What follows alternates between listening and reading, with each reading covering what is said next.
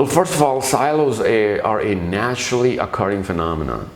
When you see a company, give me a company with enough number of people for a year, 2 years with no problems, that's abnormal. That's something you should be worried about. Silos are a very normal phenomenon. People cluster themselves into similar kind of people who have similar kind of or same fears or problems, and they try and get together to solve those problems. But that should be a temporary phenomenon.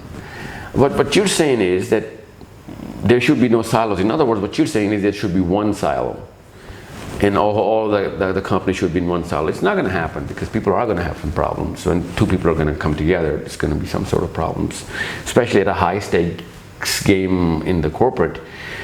You will bound to go into difference of opinions, hence a lot of problems going to cause based on a lot of assumptions. So what is the cause of these silos? Let me tell you what the life cycle of the silo is. If you leave this silo unattended and you don't solve the problem or a real problem or an assumptive problem, you're going to convert this silo into a mob, because that's the life cycle of a silo.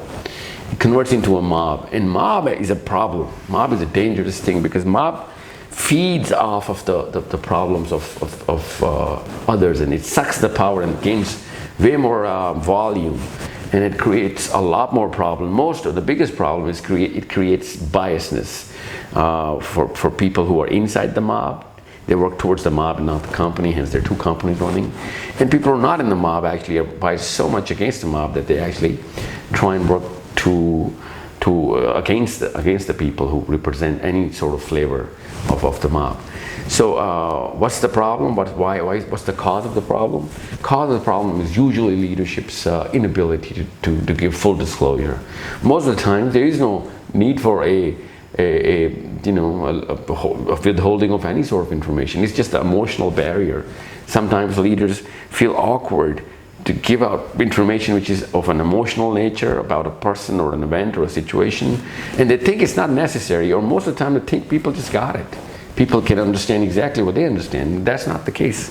That's exactly the opposite of what reality is. And that causes a snowball of assumption downstairs.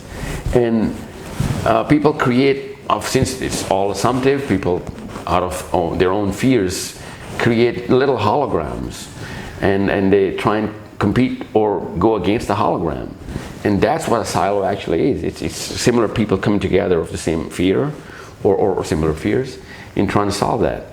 And the longer you're going to leave this hologram unattended, the higher it's going to go into resolution, and it's going to seem real. And people are left for dead-on assumptions about whatever is going on in his head.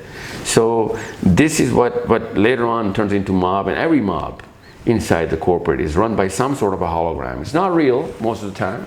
Why would it be real to begin with? Because it's the same company, you're trying to work with the same purpose, but still you have so much diversion and isolation of different clusters of people, and usually goes against the company, and people don't realize it, and that's the problem. That's what biasness is all about.